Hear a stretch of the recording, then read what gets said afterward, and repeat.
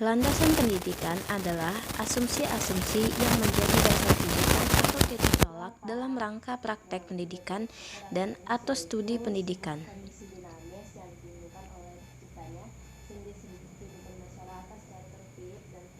Nah, praktek pendidikan dan studi pendidikan yang bertujuan untuk membentuk kecakapan fundamental secara intelektual dan emosional ke arah alam dan sesama manusia.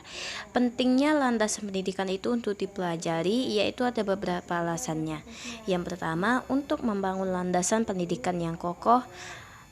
Untuk mendapatkan pendidikan yang kokoh dan berkualitas, harus dimulai dari landasan pendidikan yang kuat. Yang kedua, sebagai tolak ukuran atau dasar dalam studi pendidikan. Landasan pendidikan ibarat pondasi dasar untuk membangun pendidikan sesuai ke arah yang dicita-citakan bangsa. Tentu kita tidak ingin mencetak generasi penerus hanya dengan berpedoman pada nilai yang dihasilkan saja. Selanjutnya yaitu untuk mencapai tujuan pendidikan nasional. Keberlangsungan negara kesatuan Indonesia secara tidak langsung menjadi tanggung jawab para generasi penerus yang duduk di berbagai tingkatan dan jenjang pendidikan, baik tingkat dasar maupun jenjang pendidikan tingkat tinggi, karena mereka lah yang akan menjadi penerus selanjutnya perkembangan bangsa ini. Selanjutnya yaitu untuk menjadikan sumber daya manusia yang cerdas, dengan tidak mengurangi arti dan pentingnya jalur dari jenjang pendidikan lain. Pendidikan dasar, khususnya pendidikan anak usia dini, memiliki posisi yang strategis dalam peningkatan kualitas sumber daya manusia Indonesia. Yang selanjutnya, landasan pendidikan menjadi pedoman yang konkret. Terlebih dahulu kita harus mengetahui landasan-landasan pendidikan yang dianut oleh suatu bangsa. Kita harus mempunyai kesatuan pendapat tentang arti landasan pendidikan.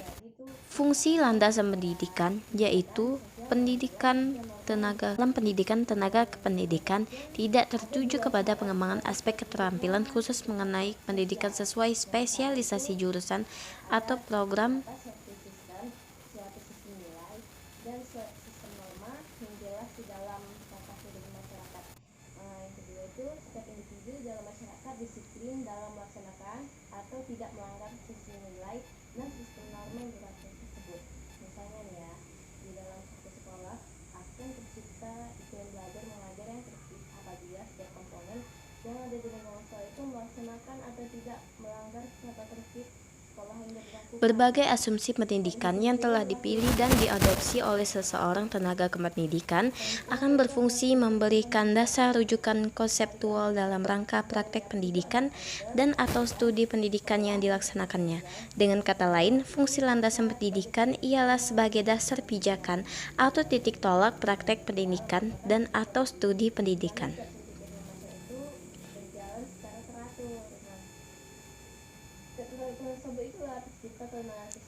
Ruang lingkup landasan pendidikan sendiri yaitu adalah batasan proses pembelajaran agar peserta didik secara aktif mengembangkan potensi dirinya untuk memiliki kekuatan spiritual, keagamaan, pengendalian diri, kepribadian, kecerdasan, akhlak mulia, serta keterampilan yang diperlukan oleh dirinya sendiri, masyarakat, bangsa, dan negara. Nah, seperti yang saya lakukan pada saat ini, saya mengajari adik saya untuk belajar pelajaran umum. Yang saya ajari yaitu mata pelajaran sosiologi. Nah, kenapa saya mengajarkan dia pelajaran umum sekarang? Karena dia sekarang sedang menempuh pendidikan pesantren. Kebanyakan pesantren itu pelajaran umum sangat jarang dipelajari. Maka dari itu, saya akan mengajarinya di rumah agar dia setidaknya tahu dasar-dasar dari pelajaran umum tersebut. Ada antara individu dengan kelompok atau antara kelompok dengan individu.